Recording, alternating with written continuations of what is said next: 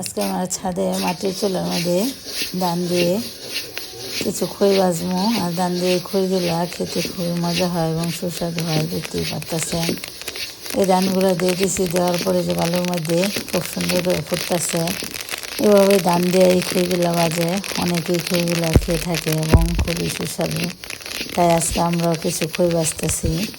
আর খইগুলা খেতে খুবই সুস্বাদু হয়। আর এই খইগুলা দই দিয়ে কলা দিয়ে খেতে খুবই অন্যরকমের স্বাদ, দুধ দিয়ে খাওয়া হয়।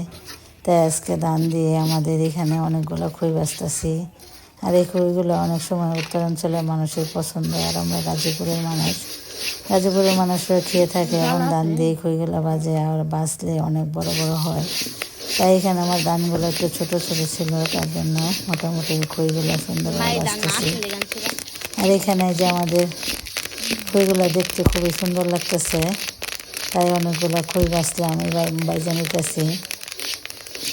আর খুবই সাদা, দগদগে সাদা হতেছে মুড়ির মতন। বিশাল বড় বড় খইগুলো দেখেন কি সুন্দর করে এত বালুর মধ্যে ফুটতেছে। আর এই খইগুলো খুব ভালোভাবে আমরা সুন্দর করে বালু থেকে উঠায় নিতেছি। এভাবে খইগুলো বাজে অনেকে যারা খেয়ে থাকেন। তাই এই খইগুলো আজকে আমরা ভেজে দেখলাম লাকড়ি চুলাতে ছাদের উপরে।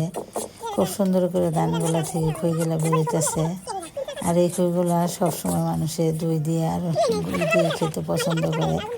তাই যে খইগুলো পুরো আমার ভাজা হয়ে গেছে, এক কল্লা খই হয়েছে। তাই খইগুলো দেখুন কত সুন্দর আর বিশাল বড় বড়। আর এই খইগুলা দুধ দিয়ে এবং দই দিয়ে কলা দিয়ে খেতে খুবই পছন্দ, আর এইভাবে খেতে খুব ভালো লাগে। তাই যে খইগুলো দেখেন কতগুলো খই হয়েছে এবং কিছু খই পুড়ে গেছে, তাই সুন্দর করে আমি বাইছে নিতেছি। আর এই খইগুলো খেতে খুবই